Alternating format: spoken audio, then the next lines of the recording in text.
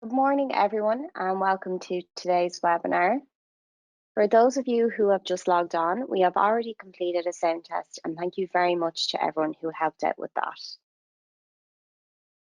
Firstly, I just want to introduce myself. My name is Jennifer Patton, and I'm the HR consultant for Bright Contracts here at Thesaurus Software. And I'll be bringing you through today's webinar and answering any questions that you may have at the end of our presentation. Just to note, this webinar is being recorded and all attendees will receive an email later today with a link to the recording. So it's no problem at all if you do need to leave at any stage. If you do have any questions, you can type them into the questions box on your control panel at the side of the screen, and I'll try to get through as many questions as possible at the end. Also, in the email, there will be a copy of the presentation slides that I'm using today. So just to go through the agenda for today. So first up, we have working from home, the new legislation and the hybrid working model. Next, we will be looking at the vaccine policy and the return to work safely protocol in relation to how to manage employees returning to the workplace. Next, we will look at the Adoptive Leave and Parents' Leave Acts. And then finally, we will look to the future at what is to come in 2022. As I mentioned at the end of the webinar, we will have a question and answer section, so I can answer any questions that you may have on our discussion topics. But now that all of the housekeeping is out of the way, we may as well get straight into the webinar. And first up is working from home, the new legislation. So as we all know, the way we work has changed dramatically in the last 2 years, and the concept of how many of us work has changed most likely forever. And this leads us on to the code of practice for employers and employees on the right to disconnect. So as part of the government's strategy to ensure that remote working is a permanent feature in the Irish workplace, the Department of Enterprise, Trade and Employment committed to introducing in the first quarter of 2021 a new code of practice on the right to disconnect from work outside normal working hours. And as promised, the new code of practice came into effect on the 1st of April of this year. Now, the code aims to encourage employers to create a culture of good work-life balance and break bad habits where people feel obliged to respond to messages out of hours. Crucially, the code refers to a right to maintain clear boundaries between work and leisure time.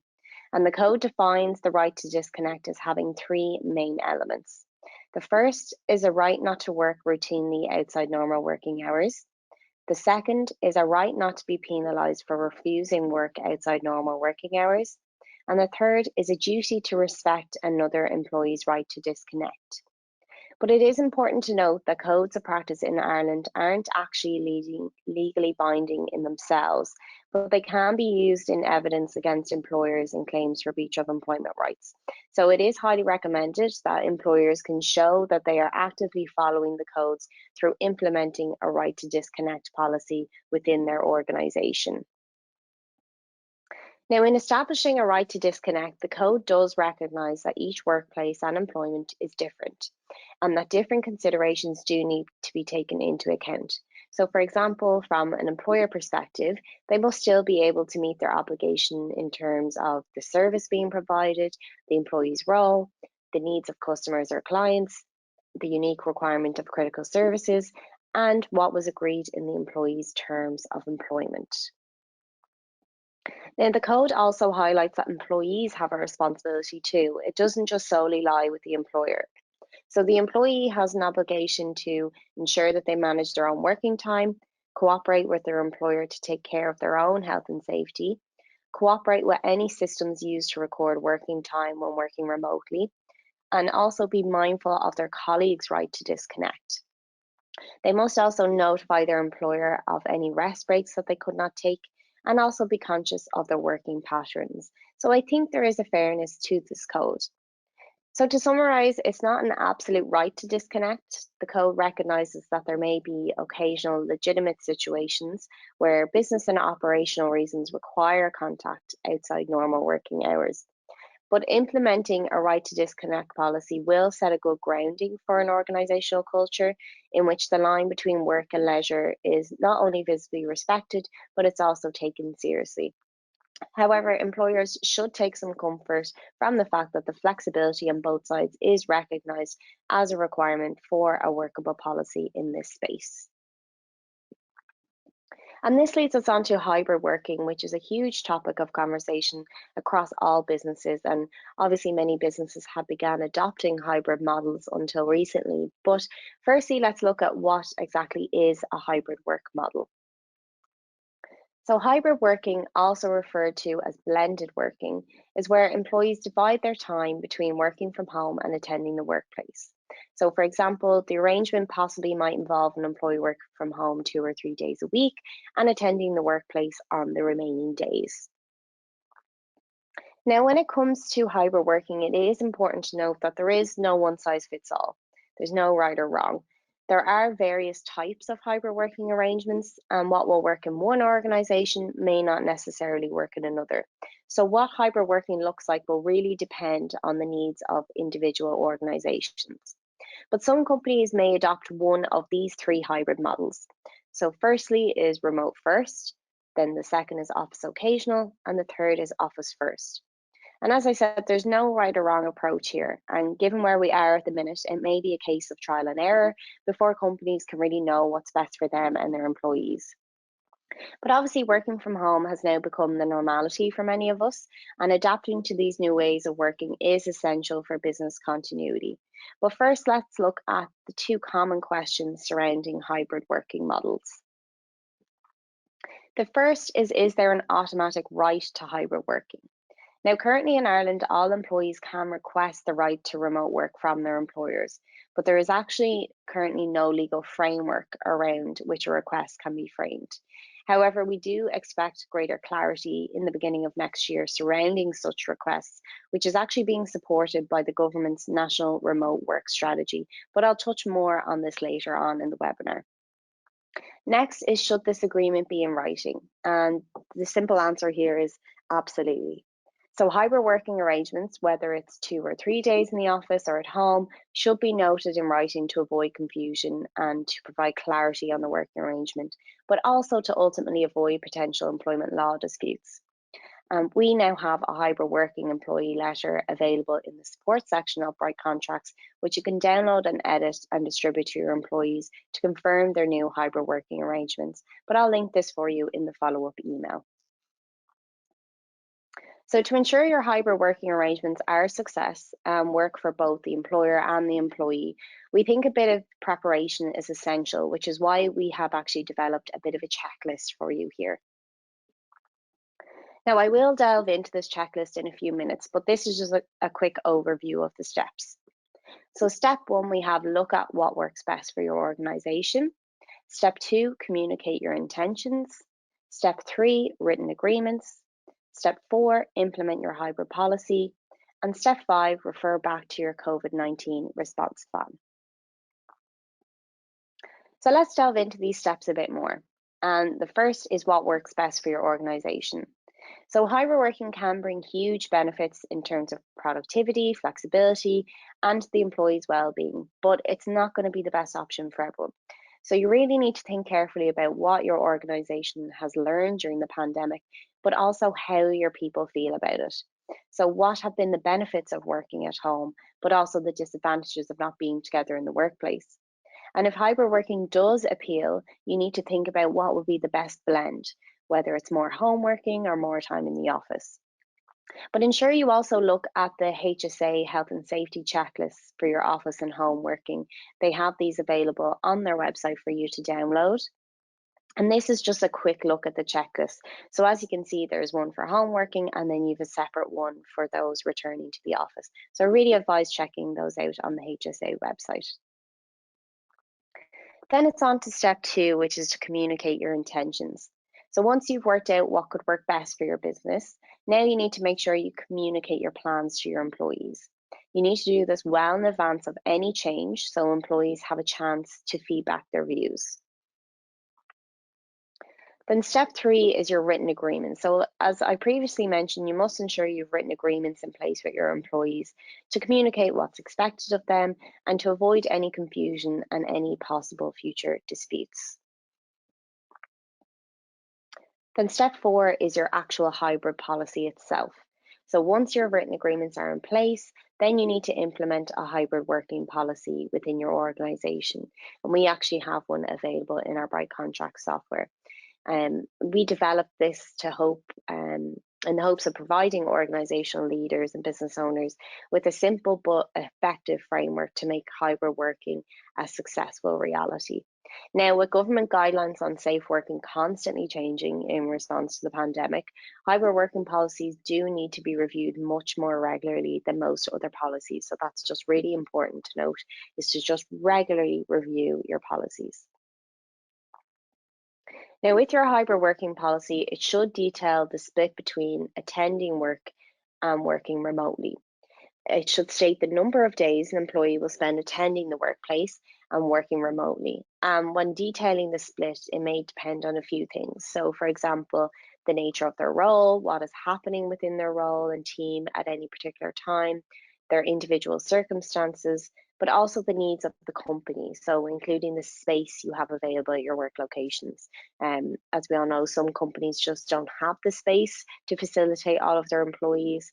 So it's really important to look at your work locations.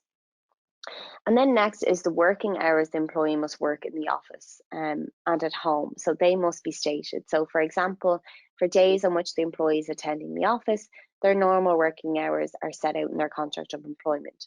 But you must ensure that you also detail while working remotely. So they must be available and working during their normal working hours, as set out in their contract of employment, but also list for them the break and lunch times and be clear that they must avoid overworking and that downtime from work is essential. I'm sure we all find now that sometimes when we're working at home, we tend to work longer hours, and that's not having a good work-life balance. So just ensuring that you encourage your employees to switch off and have downtime from work. Now, the next element is safe working while working remotely. So here you must detail the procedure your employees must follow should they have any health and safety concerns while working at home. So for example, if there are any work-related accidents that occur in the home. And then lastly is step 4, which is remote working procedures. So this section of your policy will detail the sickness absence, compliance with policies, technology and equipment, and also a reference to your company's data protection policy, which is important. And then lastly, step 5 of the hybrid working checklist is just to always refer back to your COVID-19 response plan. As we hopefully near going back to normal, as they say, your COVID-19 response plan will ultimately change as a response, which is why it's always so important to keep reviewing your response plan and altering it based on the current government guidance. Now, obviously, over the last while, since your COVID response plan was first put together, it hasn't changed much. But hopefully as we go into 2022, hopefully we'll start to see that kind of being scaled back and our COVID-19 response plan might be a bit more concise. So just as I said, it's so important to just keep reviewing your response plan and keeping up to date on the government guidance.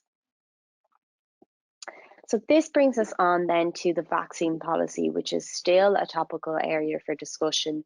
And I thought I'd approach this section as a Q&A to cover all questions that we've had about having a policy, which I'm sure plenty of other people have as well.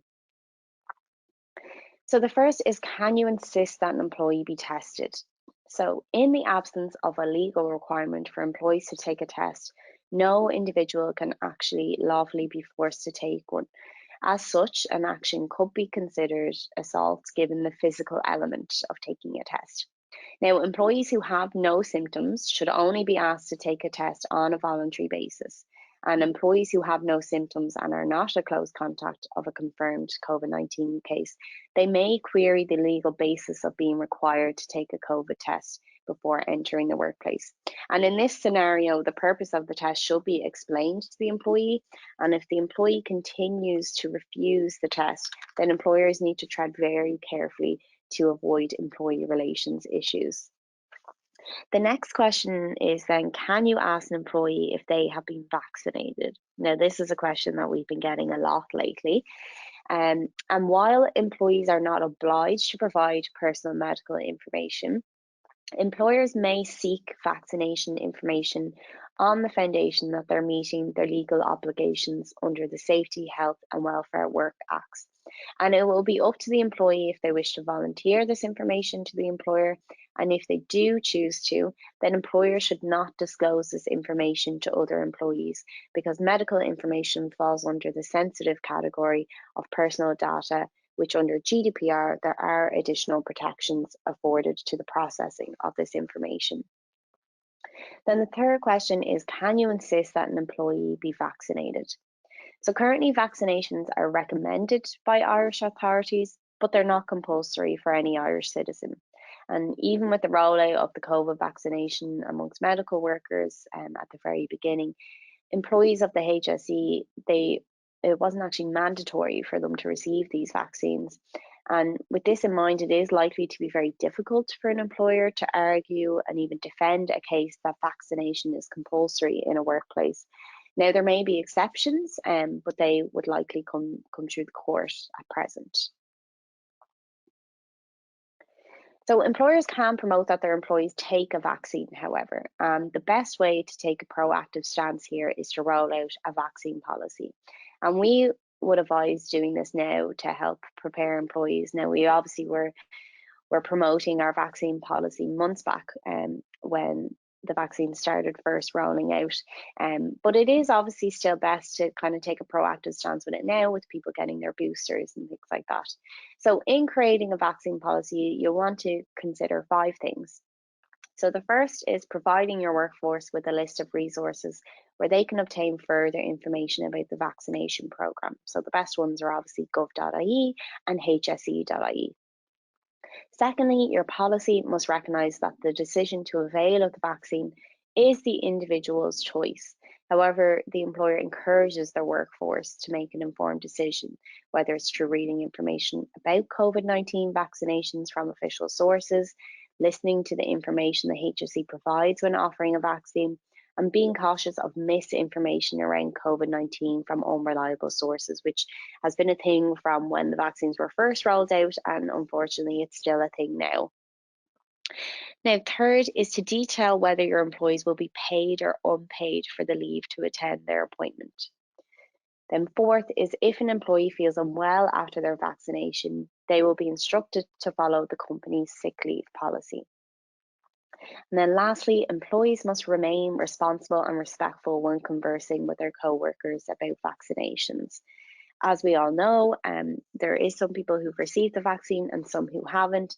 So it is important to be respectful in having conversations with colleagues about vaccinations, as you don't know what their stance is in relation to vaccinations, and it is obviously their personal choice. So just to ensure that your employees know that they must be responsible and respectful when discussing vaccinations with others in the workplace. Now, businesses obviously began returning their employees to work over the last few months, and then the government announced on the 18th of November of this year that everyone should revert to working from home unless it's absolutely necessary to attend the workplace in person. Now, some staff will not have returned to the office at all in 2021, and they may be very hesitant to return to the office in 2022 when it's obviously safe to do so. So it is probably a fair assumption to say that there will be some anxieties from staff in relation to returning to the workplace, which is why it's important for employers to take some time and consider how best to manage the process of returning their employees to work. So to give you an example, I have a kind of scenario here and I'll talk you through it.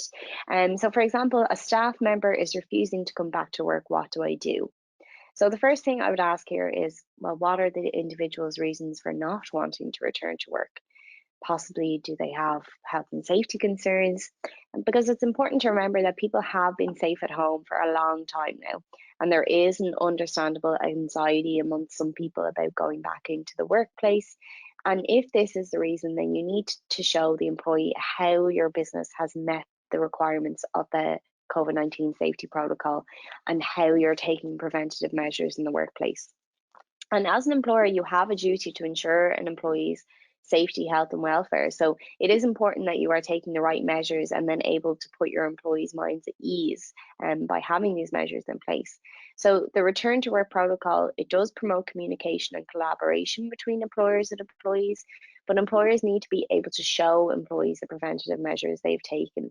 So this may be perhaps detailing the risk assessments that have been completed. But if there is a particular employee with specific health concerns, you will need to take into account their specific risk factors. And then this may involve perhaps putting amendments to their working arrangement, so that maybe they can perhaps work in a different area, for example. But another thing is maybe they're afraid to travel on public transport. So you really need to be open to suggestions here as much as possible. So, for example, you might perhaps consider staggering work times so that they're not taking public transport at peak times. So just making those little alterations to put that employee at ease. Now, some of the other questions we get include, do I need to reissue contracts of employment for staff when they return to work? So this isn't necessary. An employee's contract of employment hasn't been broken, and the same as when they were on layoff, their contract of employment wasn't broken. Their service remains. Um, and so obviously if an employee is returning to work on the same terms and conditions as they left, then it's not necessary to reissue a contract. Another common question is, can I take an employee back on reduced or different hours? Um, so due to the fact that social distancing is still a thing, and our new norms, so to speak, it is likely that this will become a common practice. It is permissible once the employee agrees. Effectively, it is a change to their terms and conditions of employment. So it is certainly advisable to get agreement from the employee, and it must be in writing, which is very important. So the Return to Work Safely Protocol, now this was originally published last May, and it was then revised and a new version reissued in November 2020 to include new learnings on COVID in the workplace. And it has remained unchanged since. As I mentioned, it has basically stayed the exact same, and I don't see any changes being made to it until we kind of start to come out of our restrictions again, hopefully early in 2022. But the protocol sets out a number of measures in order to help prevent the spread of COVID-19 in the workplace, which I'm sure everyone has created and distributed in their organisations by now. Now, the Health and Service Authority, so the HSA, they have a responsibility for compliance. And overall, it has been reported that through their COVID-19 work safety inspections, there has been a high level of compliance, but there has also been concerns raised by public health around some workplace social contacts, where employees are kind of more likely to drop their guard.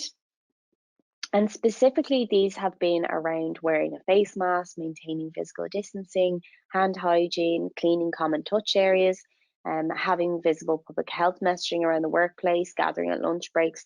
So the HSA has advised that employers review their work safety protocol to ensure that they are fully adhering to its recommendations. But they should also encourage employers to re-engage with staff to ensure that they are reminded not to attend work if they have COVID-19 symptoms. So what exactly has been in this protocol? So to review, there are 7 key considerations. The first is lead worker representative, then review risk assessment and health and safety policies. 3, develop a COVID-19 response plan. 4, complete pre-return to work forms. 5, provide COVID-19 induction training for all staff. 6, keep a log of contact/group work to facilitate contact tracing, and 7, review other company policies. So every workplace would have appointed at least one lead worker representative who, along with management, has had the responsibility for ensuring that COVID-19 preventative measures are adhered to. And the protocol very much promotes collaboration between the employer and employees. And having a lead worker representative is key to having everybody working off of the same page. Now, if you haven't appointed a lead worker representative and are going to appoint one, the HSA are running online courses to qualify your chosen employee as a lead worker representative, and that is linked in the follow-up email as well. Then the next step is to review risk assessments and health and safety policies.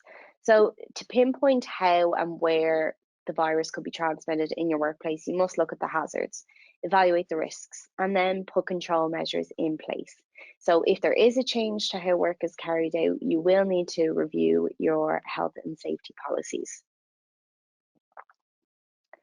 The next point then is that all workplaces must develop a COVID-19 response plan, as I'm sure everyone has done already. And as I mentioned, this is kind of best thought of as a comprehensive catch-all document that details all points of relevance relating to COVID-19 and your workplace. Now, the protocol specifically sets out the information you must include in your response plan. So this will include stating how you deal with a suspected case of COVID-19 in your workplace. You should appoint one employee with responsibility for dealing with suspected cases, but you also must have a designated isolation area to accommodate someone who may have contracted the virus. The idea being that you have a sterile environment where the employee can go if they're unable to go home straight away. Secondly, you will need to reference cleaning and hygiene, which is so important. So here you must state how frequently your common areas and frequently touched surfaces are being cleaned. Have you provided sufficient hand washing or sanitization facilities? All of that type of thing. Next, then you need to reference the measures that you've taken to ensure physical distancing. Then you need to commit to keeping your staff informed and up to date on what is happening in your workplace, but also on the public health advice also. Employees do have a responsibility though here too, so they must ensure that they are keeping up to date and abiding by the preventative measures put in place. So it is important to include this in the response plan. And then finally, we have mental health. So mental health is specifically referenced in the protocol, and you will need to reference and discuss how you are supporting employees. Just because we aren't in full lockdown or anything at the moment doesn't mean that mental health issues surrounding COVID-19 have disappeared. It is still an extremely difficult time for individuals. So ensure that you're supporting your employees and checking in and having those conversations as well. So step 4 is a pre-return to work form. So this must be completed by employees at least 3 days before they return to work. Now, the form allows employees to self-certify that they do not have COVID-19 symptoms and have not been in close contact with any confirmed or suspected cases over the last 14 days. And the HSA website actually has a return to work form template also. But in communicating with employees upon their return to work, it would also be advisable to establish whether or not they might be considered as a vulnerable worker.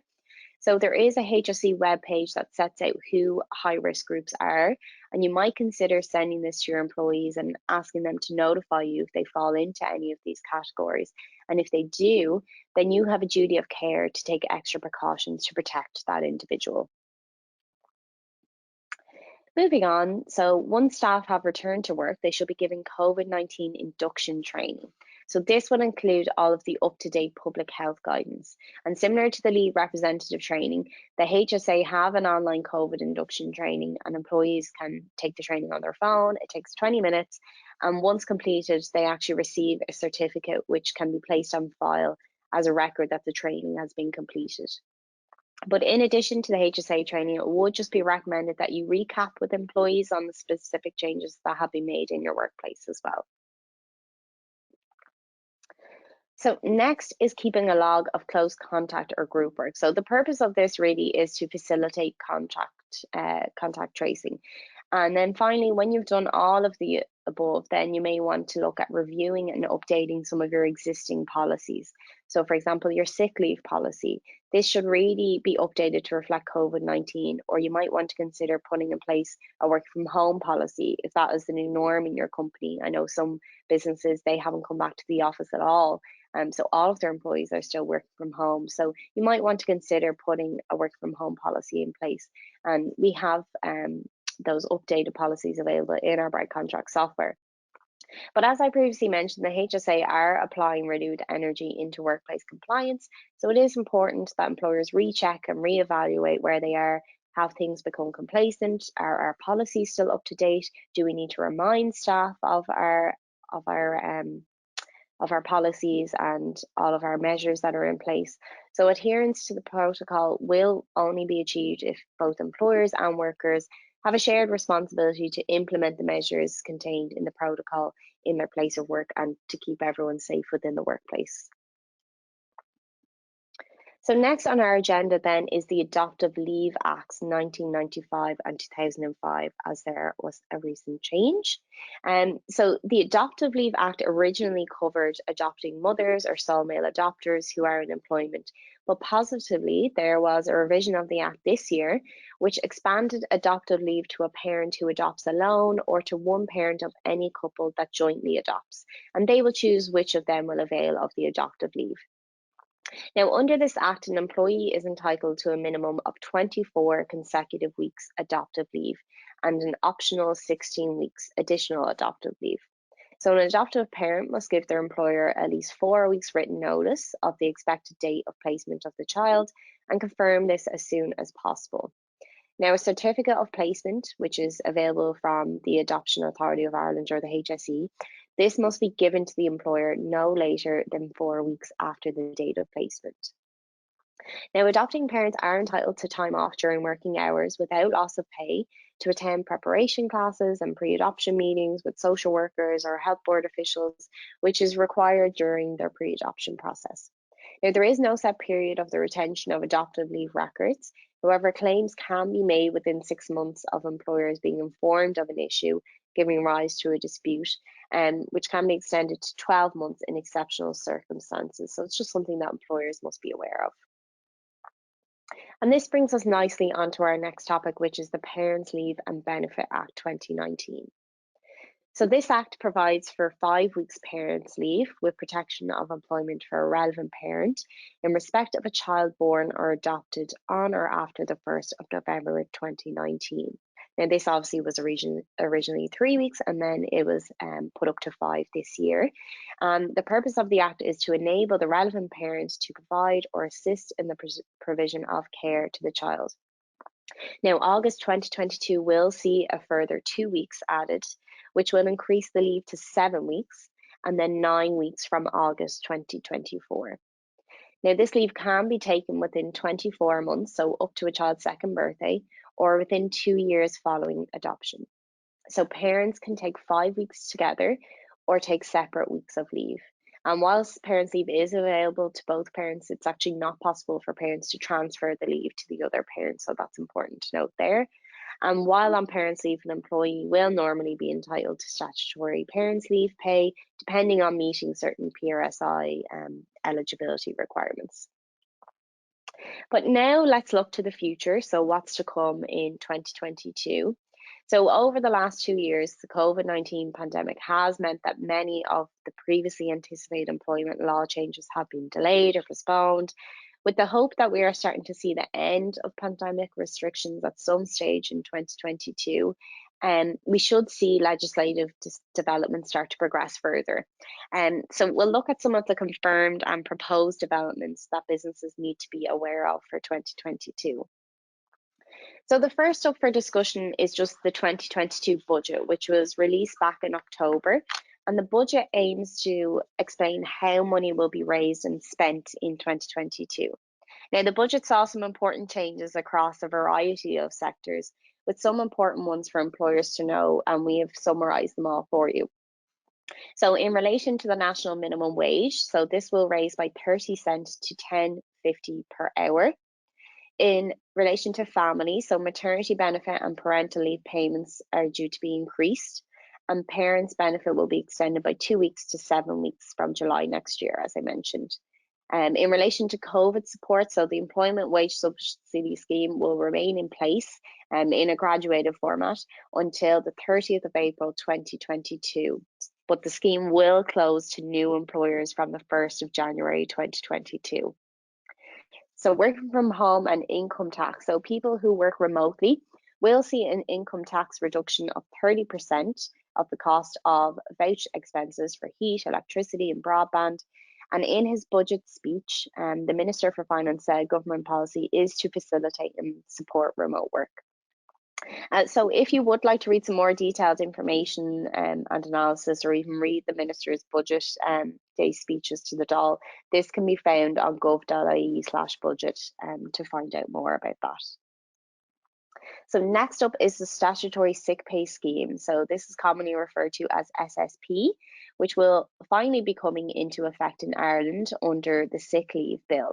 So as we are all aware, there is currently no statutory obligation on employers to pay employees who become sick, whether it's either short or long term. However, this discretion will be removed by the enactment of the Sick Leave Bill 2021, which will become law in 2022. Now, the bill is currently before the Oireachtas, and though it may be subject to future amendments, some of the key details of the new scheme are apparent. So some of these key points for employers to note in relation to the scheme are as follows. So initially, the employee will be entitled up to 3 statutory sick leave days per year, but the bill provides that employees will eventually be entitled to 10 days of sick pay per year.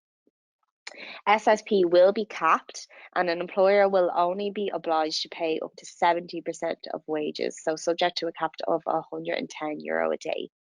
Now, the government will not top up the employer's contribution to 100%. Employees will have to have at least 13 weeks of continuous service in order to be eligible for the SSP scheme. And employees will be obliged to provide a medical certificate in respect of each day of statutory sick leave. If an employer maintains it cannot afford to discharge its SSP obligations, an exemption can be granted by the Labour Court. And if an employer already provides more favourable sick leave benefits to employee, they will not be obliged to comply with the SSP rules. But employers are probably thinking, okay, what should I do now? And it would be prudent for employers, especially small employers, to start financially planning now in order to ensure that they're ready for when SSP is introduced. But employers should also review any existing sick pay schemes or policies to check whether the new rules will affect or change these. Next, we move on to the gender pay gap. So the Gender Pay Gap and Information Act was signed into law earlier this year, and it is likely to apply from a date in 2022, which will oblige employers to report on the gender pay gap in their companies. So employers will have to report on the mean and median gender pay gap, the mean and median bonus pay gap, the mean and median gender pay gap of part-time employees, as well as the percentage of male and female employees who receive bonuses and benefits in kind. So employers will be required to include a narrative alongside these figures. However, the details of the methodology and how the information will be reported is still unknown. So we'll have to keep back for updates on that. But these details and others will be addressed in the regulation stage, which will outline the practicalities of the legislation. So therefore, we need to keep referring back to gov.ie for further developments. So next we move on to menopause in the workplace. So Menopause Awareness Month shone some light on the impact that menopause can have in the workplace. And shockingly, according to a recent survey, fewer than 50% of companies provide any support for perimenopausal or menopausal staff. And menopause affects us all at work. Even if we don't experience menopausal symptoms ourselves, we will inevitably have a colleague who does. So there are over 30 recognised symptoms of the perimenopause and menopause, and a few of these we have detailed for you here. So it is unsurprising, therefore, that menopause can have an effect on the employee's standard of work, as you can see with things, for example, such as issues with memory, insomnia, hot flushes, fatigue, etc. Now, the ongoing stigma and lack of education around menopause can lead to bullying and even harassment in the workplace. Now, many employees report that they do not talk about their menopause at work because they feel embarrassed, or they're concerned they will not be supported, or they'll be treated less favourably, or even viewed as less capable than before. So this can create or exacerbate workplace issues, and evidence suggests that a number of those experiencing the menopause or perimenopause leave the workplace altogether. So what is clear is that discrimination and harassment at work can worsen menopausal symptoms of stress and anxiety. And similarly, negative or discriminatory attitudes can make it less likely that individuals from these groups will be open about their status or any difficulties they're experiencing, or even to seek help. So, given that every person's experience of menopause is different, there is no exhaustive list of reasonable adjustments that could be made to the workplace environment. But employers will always need to consult with the individual employee and seek occupational health or other medical evidence where appropriate. But we have listed here some adjustments that you could make to your workplace.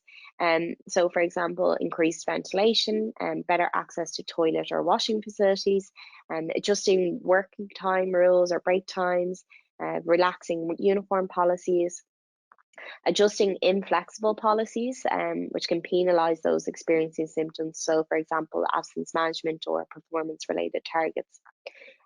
So, how can employers go about improving the workplace for employees who are undergoing the menopause, particularly when many employees are not willing to disclose details of the condition and the symptoms they're experiencing? But firstly, employers should consider implementing a workplace policy. So, a policy that covers issues such as flexible working, sickness, and performance management, and identifying sources of support. But training is also hugely important. So it's really important to educate, increase awareness, and empower managers to feel confident in talking to and supporting employees who are experiencing symptoms of menopause. So management should consider budgeting and mentoring schemes or establish points of contact, perhaps utilising staff who have already been through menopause to provide encouragement and support for these employees. Now, these steps should encourage employees to feel more comfortable about being open about their symptoms and to continue to reach their potential by discussing what adjustments they may need. So, lastly, then we move on to the right to request remote working, which I touched on briefly at the beginning.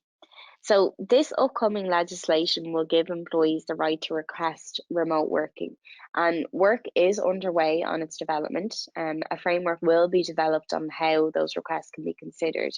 And the work-life balance directive, which has been mentioned throughout the development of the remote working legislation. The purpose of the directive is to provide every employee with children up to 8 years of age and carers the right to request flexible working arrangements. So, this remote working legislation will further support an employee's work life balance.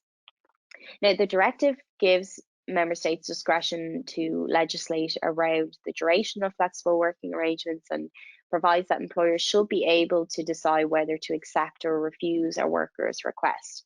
Now, within the strategy document, it states that introducing legislation on this topic will provide employees a framework around which such a request could be based, and that this could provide clarity to employers on best practice on dealing with such requests. But the drafting of this legislation, it is highly anticipated as there is currently a lack of legal or agreed definition of remote working during a time of mandatory remote working caused by COVID-19. So it will just involve checking back on gov.ie for any further developments in relation to the right to request remote working. But we always aim to keep on top of these things, so we will always notify all of our customers as well when we know furthermore about this right to request remote working. So obviously we talked an awful lot about having policies in place and implementing written agreements, etc. And a lot of what we have mentioned are available in our Bright Contracts software. So if you are a Bright Contracts user, you can not only view this content, but you can also print and export the documentation to your employees. And if you are using BrightPay Connect, you can actually upload these documents to their Connect profile very easily as well. So, for example, we have a template hybrid working letter available on the Bright Contracts website, which can be downloaded and edited to suit your business hybrid model arrangements. We also have currently updated our handbook to include a hybrid working policy. This can be found under the terms and conditions section of the software. And we have also made additions to the contract of employment section of the software itself. So if the employee will be undertaking hybrid working, we have that you can tick the box, and then we have some suggested text for the clause around the hybrid arrangement. So this is live on our software at present. Our software also includes a COVID secure guidelines policy, which you can adapt to your business, and that can be found under the terms and conditions section of the handbook. Now, this policy has been written closely following HSA guidelines and checklists, and we would certainly advise that you review the policy and adapt it to include what is relevant in your organisation. But it is a fantastic blueprint to ensure that you're addressing all the points necessary. And we've already discussed how important the vaccine policy is, and we have this for you as well under the terms and conditions section of the software.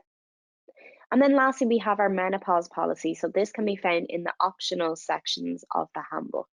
But if you'd like any further information on anything that I have discussed, please don't be afraid to fill in our survey at the end of the webinar. But that brings today's presentation to a close. I know we covered a lot on today's webinar, but we will send you an email later today, and this will include a copy of the slides and a link to the recording of today's webinar. But I just wanted to say, for those of you interested in seeing a demo of Bright Contracts, then make sure to book a demo through either the follow-up email or in the survey at the end of the webinar. It details if you'd like to register your interest as well.